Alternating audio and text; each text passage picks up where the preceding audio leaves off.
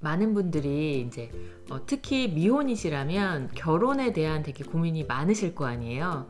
결혼하신 분들한테 많은 조언을 구하기도 하고, 결혼이 이게 좋은 거냐 나쁜 거냐, 혹은 또 하고 후회해야 되는 거냐 안 하고 후회하는 거냐. 근데 이제 제가 해드리고 싶은 거는 많은 분들이 모르고 있는 어떤 결혼에 대한 진실을 알려드리려고 해요. 결혼식을 할 때 영원한 나의 내 편이 만들어주는구나 라고 이제 생각을 하시죠. 그래서 이제 결혼식 날은 그야말로 축제의 날이고 나의 남자를 받아들이는 날이죠. 제가 이제 이 이야기를 예전에 이제 블로그에서 한 적이 있는데, 제가 하는 거는 이제 여성의 입장에서 말씀을 드릴게요. 결혼식은 즉 입양을 하는 날이에요. 어머님의 아들이 나에게 입양되는 날이에요. 결혼식은 입양식이다 라고 표현을 했어요. 그거는 바로 어머님의 남자가, 어머님의 아들이 나에게 오는 날이에요. 나의 남자가 되는 동시에 나의 아들이 되는 날이에요. 그래서 아들을 입양하는 날이라고 생각하시면 되세요.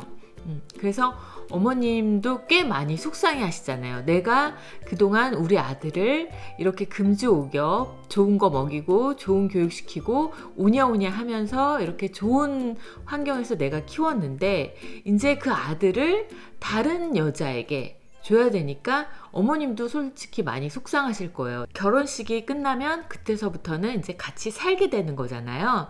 그때부터는 더더욱이 내가 그때 결혼식이 아니라 입양식이었구나 라는 거를 더더욱이 느끼실 거예요. 여자 입장에서는 굉장히 든든한 내 남자를 들였지만 같이 생활을 하다 보면 이 남자가 나를 여자로 보는가 혹은 엄마로 보는가 라는 그런 생각이 들 때가 종종 있어요. 그래서 저도 신혼 때는 신랑한테 종종 그런 얘기를 했거든요. 난 당신의 엄마가 아니야. 난 그렇게 해줄 수 없어. 라고 이제 몇 번 얘기를 했고, 되게 한 1년간, 2년간 그런 거를 바꾸기 위해서 좀 은근한 노력을 했는데, 뭐 예를 들면 된장찌개를 내가 끓였어요. 그거는 솔직히 저도 경험이 없잖아요. 근데 저희 신랑이 저한테 종종 했던 말이, 우리 엄마는 여기에다가 버섯을 넣었었는데, 우리 엄마는 여기다가 뭘 좀 넣었었는데 하고 제 음식과 어머니 음식을 자꾸 비교를 하는 거예요. 그래서 솔직히 저는 신랑이 어머님한테 어떤 음식을 어떻게 먹고 자랐는지를 잘 모르잖아요. 뭐 한식 당연히 먹고 자랐겠지만 어떤 그 집집마다의 어떤 레시피의 차이가 있으니까, 저는 저 나름대로의 또 음식을 하면 항상 그거를 본인 엄마랑 이제 비교를 하더라고요. 우리 엄마는 이걸 이렇게 했었는데. 근데 그게 여러 번 듣다 보니까 되게 기분이 나쁘더라고요. 본인이 그런 말을 하고 본인이 그렇게 비교를 했는지조차도 잘 모르더라고요. 남자들이 우리 엄마는 이렇게 했었는데 라는 비교를 많이 한다는 것 자체가 내 와이프가 약간 엄마처럼 해주기를 바라는 거죠. 제가 신혼 때 또 이렇게 사랑이 넘치다 보니까 내가 먼저 일어나서 아침을 준비하고 신랑을 깨워주는데, 그날 저도 같이 늦잠을 잔 거예요.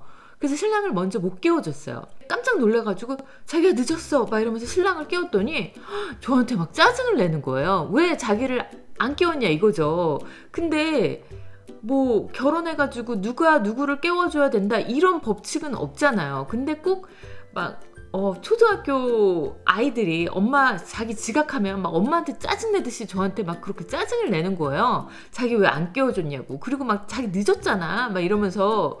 그래서 내가 뭐 그 와중에 또 아침을 차려줬더니 늦었는데 지금 아침 어떻게 먹고 가냐 하면서 막 저한테 막 짜증을 내길래, 그날 이후부터는 안 깨워줬어요 아침에. 그래서 이런 것처럼 정말 남자들은 엄마가 해줬던 것들을 와이프가 지속적으로 해주기를 원하는 그런 것들이 있어요. 아이를 키우면서 혹은 특히나 아들을 키워보면 나의 큰아들이 맞구나 라는 거를 더더욱이 확신할 수 있어요. 제가 예전에 그 읽은 책에서 굉장히 인상 깊었던 그런 문구가 있었는데, 그 책이 이제 제가 그 구독하던 블로거 다람쥐뽕님이 이제 쓰신 책 중에 한 구절이었어요. 근데 그분이 쓴 글에, 근데 그분도 어디서 들으셨다고 그런 것 같아요. 그 심리학에서는 여성 심리학이 있고 또 아동 심리학이 있대요. 그래서 심리학에는 이렇게 두 가지가 있대요. 그러면 왜 남성 심리학은 없느냐?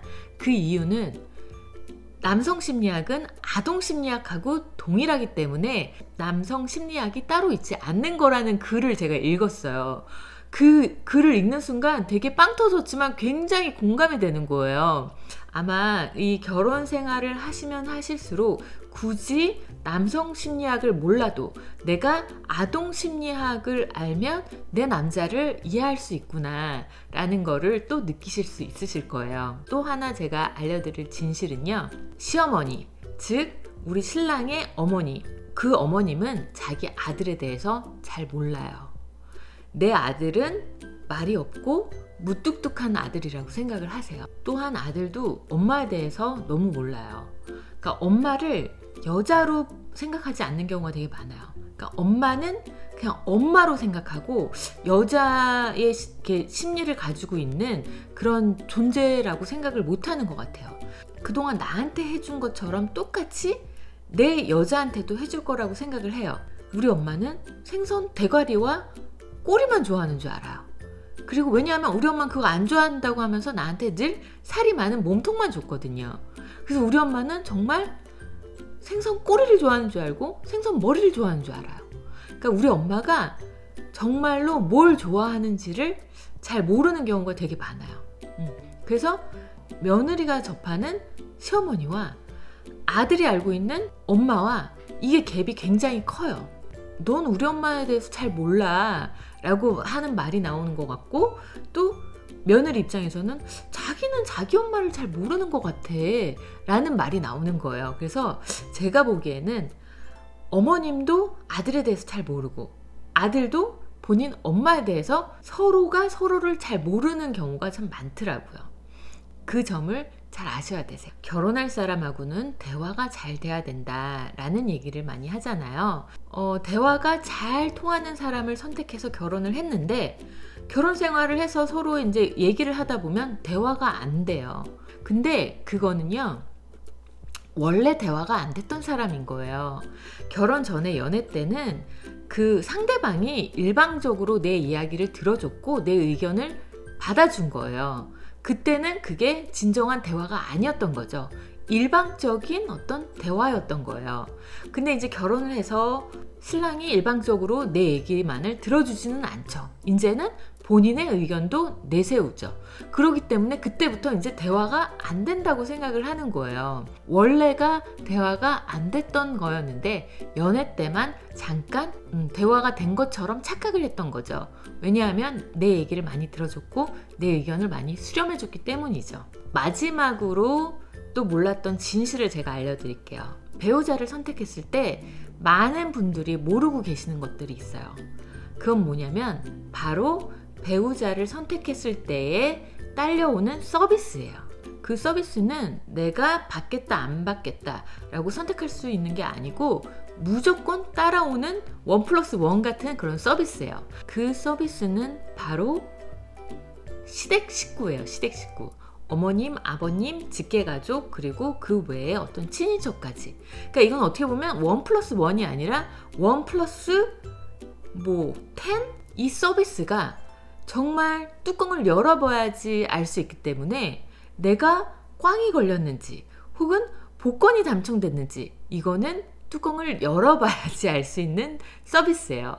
그래서 이 서비스가 오히려 너무 좋아가지고 내 배우자보다 훨씬 더 좋을 수도 있고, 혹은 내 배우자는 좋지만 그 뚜껑을 열어보니 이게 꽝이어가지고 결혼 생활이 오히려 이 서비스 때문에 더 힘들어질 수도 있고, 이거는 정말 알 수 없는 알 수 없는 서비스예요.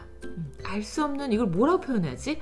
알 수 없는 서비스예요. 이거는 정말 열어봐야 되고 시간이 좀 지나봐야 돼요. 내가 결혼 전에 시댁 식구들을 몇 번 만났는데 그거 가지고는 절대 알 수 없어요. 이거는 이 서비스, 이 딸려오는 이 옵션, 이 서비스는 내가 선택할 수 없는 어떤 중요한 옵션, 중요한 서비스예요. 이 부분을 절대 무시하시면 안 되세요. 특히 우리나라에서는. 그리고 이제 마지막으로 제가 제일 중요한 거 알려드릴게요. 많은 분들이 이제 결혼에 대한 조언을 해주시고 또 뭐 결혼에 대한 이야기를 많이 하고 결혼 생활은 이래, 결혼 생활은 뭐 저런 거야 라고 결혼 생활에 대해서 많이들 조언을 받으셨을 거예요. 근데 진짜 결혼 생활의 시작은 언제인 줄 아세요? 아이를 낳은 후부터가 시작인 것 같아요. 그 앞에 건 아무것도 아니에요. 그래서 결혼해서 철든다, 결혼해서 어떤 내 시야가 많이 달라졌다, 결혼해서 사람이 좀 됐다, 뭐 이런 것들은 그 아이를 출산하고 양육하면서부터 그게 진짜인 것 같아요. 그래서 결혼하면 철든다는 것이 정말 그 아이의 양육에서부터 되게 내 삶이 달라져요. 지금까지 제가 이야기했던 결혼의 진실, 결혼 생활의 진실에 대해서 어떠신 것 같아요? 지극히 저의 개인적인 생각을 토대로 얘기해본 결혼의 진실이에요. 제가 이야기를 하고 나니까 결혼에 대한 진실이라는 게 왠지 어떤 부정적으로 얘기했나? 라는 생각이 문득 들고 있는데 절대 제가 부정적으로만은 얘기한 게 아니에요. 그러니까 어떻게 보면 너무 이렇게 결혼에 대한 환상을 가지고 결혼을 하신 분들은 결혼 생활을 하면서 실망을 하는 경우가 많기 때문에 그렇게 실망을 하지 말라고 제가 좀 이런 부분을 말씀을 드린 거지, 결혼 자체가 부정적이라고 얘기하는 그런 의도는 절대 아니에요. 누군가가 저에게 결혼을 해야 되는 거냐라고 물어본다면 저는 결혼은 하면 좋다고 얘기를 할 거예요.